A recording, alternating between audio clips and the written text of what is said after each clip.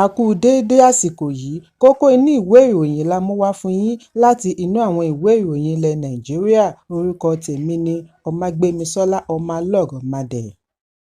Ààrẹ Bọ́lá Tinubu ti fi ìkíni kú oríire ránṣẹ́ sí igbákejì rẹ̀ Kashim Shettima fún ti ọjọ́ ìbí rẹ̀ bí ó ti pé ẹni ọdún 59 59. Nínú ọ̀rọ̀ tí Tinubu fúnra rẹ̀ kọ ni ó ti ṣe ayẹyẹ ìdúróṣinṣin àti àtìlẹ́yìn gbogbo ìgbà Shettima. Ó pè é ní aláfẹ̀yìntì lórí àfojúsùn àwọn méjèèjì fún ìdàgbàsókè orílẹ̀-èdè. Tinubu ní òun mọ rírì ìbáṣepọ̀ rẹ̀ gẹ́gẹ́ bí igbákejì bí ó ti ṣe ìrántí ìpinnu rẹ̀ láti yan Shettima gẹ́gẹ́ bí olùdíje papọ̀ running mate. Ó ní òun yàn gẹ́gẹ́ bí ẹni kájú ẹ̀ tí orílẹ̀-èdè lè gbára lé. Tinubu ní Shettima sin ará ìpínlẹ̀ rẹ̀ Borno fún ọdún 8 kí ó tó di sínétọ̀ tó ń ṣaṣojú Borno Central ní ilé ìgbìmọ̀ àgbà. Nínú iṣẹ́ méjèèjì ni ó ti jẹ́wọ́ agbára rẹ̀ láti darí láàrin ìdojúkọ. Ẹ̀kúnrẹ́rẹ́ ìròyìn wà nínú ìwé ìròyìn The Nation tó jáde lónìí. Ọlọ́rọ̀ jùlọ ní ilẹ̀ Áfíríkà Aliko Dangote ti ní òun kò jogún ọrọ̀. Látilẹ̀ pẹ̀pẹ̀ ni òun ti ṣiṣẹ́ fún ọrọ̀ pẹ̀lú wípé ìdílé ọlọ́rọ̀ ni òun ti jáde wá. Níbi ìfọ̀rọ̀wánilẹ́nuwò ni oníṣòwò ọlọ́rọ̀ yìí ti ṣàlàyé wípé bí ó tilẹ̀ jẹ́ wípé ìdílé ìyá àti ìdílé bàbá rẹ̀ ni ọlọ́rọ̀, òun kò gbójúlé èyí. Fúnra òun lòun pinnu àti di ọlọ́rọ̀ nípasẹ̀ iṣẹ́ àṣekára ju kí òun máa dúró de ogún lọ. Dangote ṣàlàyé wípé bàbá rẹ̀ ní ọdún 1940s ní ọlọ́rọ̀ jùlọ ní ilẹ̀ Áfíríkà. Ó wà lára àwọn tí ọrọ̀ rẹ̀ lékè ní Nàìjíríà. Orúkọ ẹbí rẹ̀ a máa jẹ́ Dentata. Bàbá tó bí i náà gbẹ̀yìn nínú ọrọ̀ nítorí ó jẹ́ oníṣòwò àti olóṣèlú. Ṣùgbọ́n ohun kan ṣoṣo tí ó jẹ́ ìwúrí fún un jùlọ ni wípé òun kò jogún owó kankan láti ọ̀dọ̀ bàbá rẹ̀. Láti bẹ̀rẹ̀ pẹ̀pẹ̀ ni òun ti pinlẹ̀ ọlá. Dangote ní ìwọ̀nba ogún tí òun rí jẹ lọ́dọ̀ bàbá ni òun ti fi tọrọ fún àwọn aláìní. Ẹ̀kúnrẹ́rẹ́ ìròyìn wà nínú ìwé ìròyìn Nigerian Tribune tó jáde lónìí. Iléeṣẹ́ ológun ti fi ọwọ́ ṣìkún òfin mú ọ̀kan lára òṣìṣẹ́ wọn lórí ẹ̀sùn wípé ó ń fi ìbọn ṣòwò. Bí ikọ̀ ológun ṣe gba àwọn 8 kalẹ̀ kúrò lákàtà àwọn ajínigbé tí wọ́n sì rí ohun ìjà olóró ọwọ́ wọn gbà níbi ìkọlù tí ó wáyé láìpẹ́. Orísun ìròyìn tó ṣe fẹ̀mítẹ̀ kan láti olú iléeṣẹ́ ológun ni ó ṣe àfihàn yìí fún akọ̀ròyìn lánàá ní ìlú Àbújá. Ó ní ológun tí wọ́n pe orúkọ rẹ̀ ní Lance Saifulai Garba ní ọwọ́ tó ní ìjọba ìbílẹ̀ Marte ìpínlẹ̀ Borno pẹ̀lú 711 rounds of 7.62 mm ammunition. Ìwádìí àkọ́kọ́ ṣe àfihàn wípé ó ti pẹ́ tí ológun yìí ti ń ṣa àwọn ohun ìjà yìí jọ láti ibi ìkọlù pẹ̀lú èròǹgbà àti máa kó fún àwọn adàlúrú. Wọ́n ti yọ̀ǹda rẹ̀ fún àwọn aláṣẹ fún ìgbésẹ̀ tí ó kàn.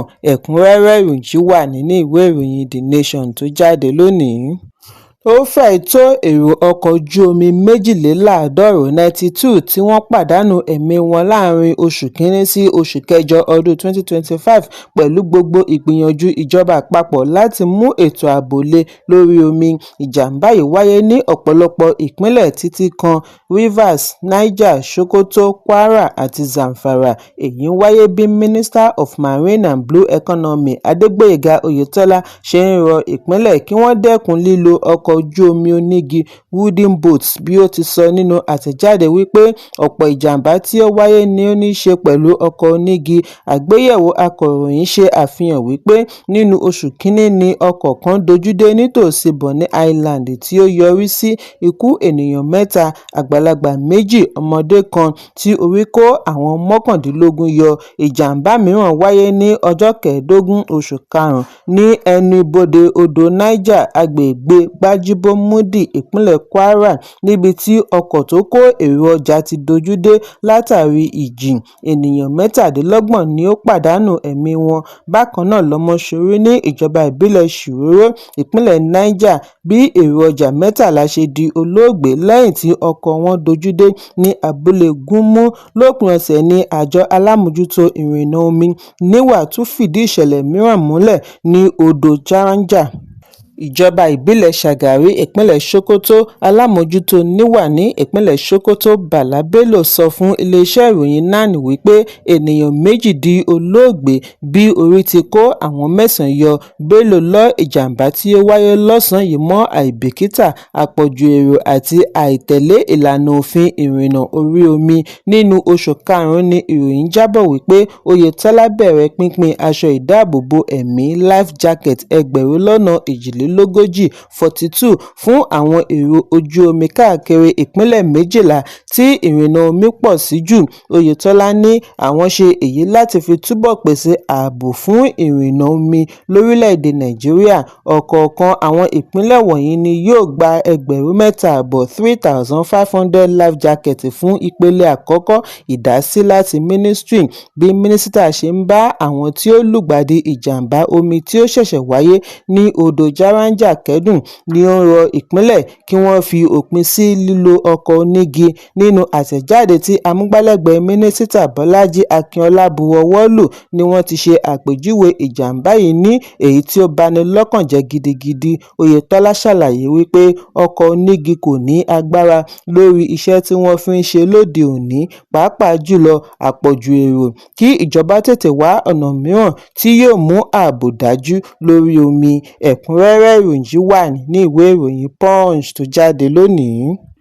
Ẹgbẹ́ ajìjàǹgbara fún ilẹ̀ Biafra IPOB ti ṣe ìkìlọ̀ lórí bí wọ́n ṣe ń lọ ẹgbẹ́ wọn mọ́ Simon Ekpa tí ìjọba ilẹ̀ Finland dájọ́ ẹ̀wọ̀n fún. IPOB tẹnumọ́ wípé ẹni pé ara rẹ̀ ní adarí ìjọba Biafra tó ń ṣàtìgbó kò ní nǹkan kan ṣe pẹ̀lú ẹgbẹ́ wọn tàbí adarí ẹgbẹ́ wọn Nnamdi Kanu.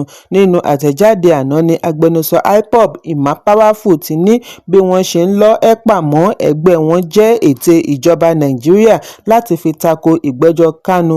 Wọ́n ní àwọn fẹ́ kí gbogbo àgbáyé mọ̀ wípé Simon Ekpa kò fi ìgbà kankan ní ipò láàrin ẹgbẹ́ IPOB tàbí ESN. Òun ló dá ìjọba ara rẹ̀ sílẹ̀ tí ó pè ní ìjọba tó ń ṣàtìgbó Government in Exile àti ológun ajìjàǹgbara Biafra Liberation Army. Ẹgbẹ́ IPOB ṣe ẹ̀sùn wípé àwọn aláṣẹ fẹ́ lo ẹ̀sùn Ekpa tako ìgbẹ́jọ́ Kanu tí ó yẹ kí ó wáyé ní ọjọ́ 10 oṣù kẹwàá ọdún 2025 bí wọ́n ti ṣe àpèjúwe rẹ̀ ní ọgbọ́n àti dá ìgbẹ́jọ́ dúró. Wọ́n wá ké sí àjọ European Union, Finland, UK àti US títí kan United Nations kí wọ́n bá wọn dá sí i nítorí IPOB jẹ́ ìjàǹgbara oníwọ́rọ́wọ́ tó ń ṣiṣẹ́ lábẹ́ òfin ilẹ̀ òkèèrè. Ìròyìn jábọ̀ wípé ilé-ẹjọ́ district ní Finland ni ó rán Ekpa ní ẹ̀wọ̀n ọdún 6 lánàá lẹ́yìn tí ó jẹ̀bi ẹ̀sùn tó ní í ṣe pẹ̀lú ìwà dàlúrú àti àwọn ẹ̀sùn mìíràn tí wọ́n fi kàn án. Èyí ń wáyé bí ìjọba àpapọ̀ ṣe ṣe ìtanilólobó wípé ó ṣeé ṣe kí àwọn béèrè fún ìdápadà Ekpa wá sí Nàìjíríà. Níbi ìfọ̀rọ̀wánilẹ́nuwò àná ni mínísítà fún ìròyìn àti ìdánilẹ́kọ̀ọ́ Mohammed Idris ti sọ wípé ó ṣeé ṣe kí ìjọba àpapọ̀ béèrè fún repatriation Ekpa ṣùgbọ́n kò lè sọ bóyá lẹ́yìn tí ó bá parí ẹ̀wọ̀n ọdún 6. Bákan náà ni agbẹjọ́rò fún ìjọba àpapọ̀ àti mínísítà fún ẹ̀ka ìdájọ́ àgbà Mofin Lateef Fagbemi fìdí ẹ̀ múlẹ̀ wípé àwọn á gbé ìgbésẹ̀ tí ó kàn lẹ́yìn àgbéyẹ̀wò ìdájọ́. Bí ó ti gbóríyìn fún ìjọba Finland lórí bí wọ́n ti ṣe àtìlẹ́yìn fún Nàìjíríà láti gbógun ti ìṣòro ààbò.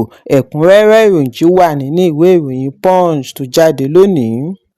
Lánàá ni àwọn afurasí jàǹdùkú ṣe ìkọlù sí ọkọ̀ akọ́wọ́rìn mínísítà àná fún ẹ̀ka ìdájọ́ àti agbẹjọ́rò fún ìjọba àpapọ̀ AGF Abubakar Malami ní ìpínlẹ̀ Kebbi. Malami tí í ṣe olóyè láàrin ẹgbẹ́ òṣèlú All Progressives Congress APC tẹ́lẹ̀ ni a gbọ́ wípé ó ti di adarí ẹgbẹ́ òṣèlú African Democratic Congress ADC ní ìpínlẹ̀. Nígbà tí wọ́n fìdí ìkọlù yìí múlẹ̀, ọ̀kan lára àwọn tí ó wà nínú ọkọ̀ nígbà tí ìkọlù yìí wáyé sọ fún akọ̀ròyìn wípé ọkọ̀ bíi 10 ni wọ́n bàjẹ́ tí ọ̀pọ̀lọpọ̀ àwọn alátìlẹyìn mínísítà àná fi ara pa.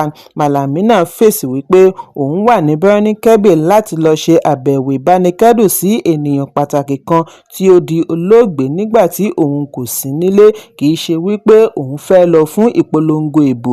Ó ní ìkọlù yìí kò jìnnà sí ti òṣèlú bí ó ti ní àwọn jàǹdùkú kan jáde wá láti olú iléeṣẹ́ ẹgbẹ́ APC pẹ̀lú ohun ìjà olóró àti òkúta tí wọ́n sì bẹ̀rẹ̀ sí ṣe ìkọlù sí ọkọ̀ akọ́wọ́rìn wọn. Malami ní bí ó bá ṣe ti òṣèlú ìpínlẹ̀ Kebbi, ìdúró sí ìbẹ̀rẹ̀ ò sí, no retreat no surrender. Ṣùgbọ́n alukoro ẹgbẹ́ APC ní ìpínlẹ̀ Kebbi, Isa Al-Salafai, ṣẹ́kanlẹ̀ lórí ìṣẹ̀lẹ̀ yìí. Ó ní APC kò lọ́wọ́ nínú ìkọlù bí ó ti bu ẹnu àtẹ́ lu ìṣẹ̀lẹ̀.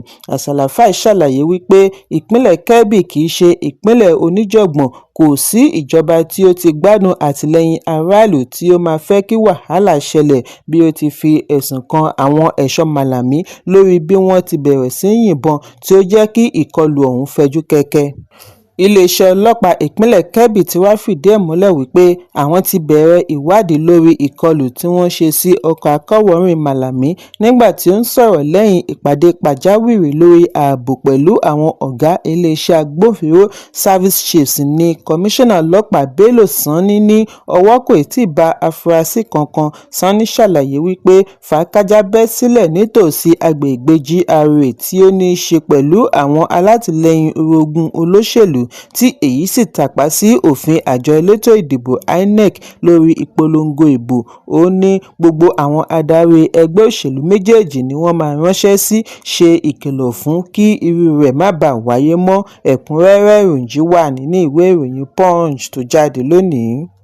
Kò tíì pé oṣù kan lẹ́yìn ìṣẹ̀lẹ̀ tí ó ní í ṣe pẹ̀lú omidan Comfort Emerson àti iléeṣẹ́ ọkọ̀ òfurufú Ibom ni fọ́nrán mìíràn tún ti gbòde pẹ̀lú iléeṣẹ́ ọkọ̀ òfurufú ìjọba ìpínlẹ̀ Enugu.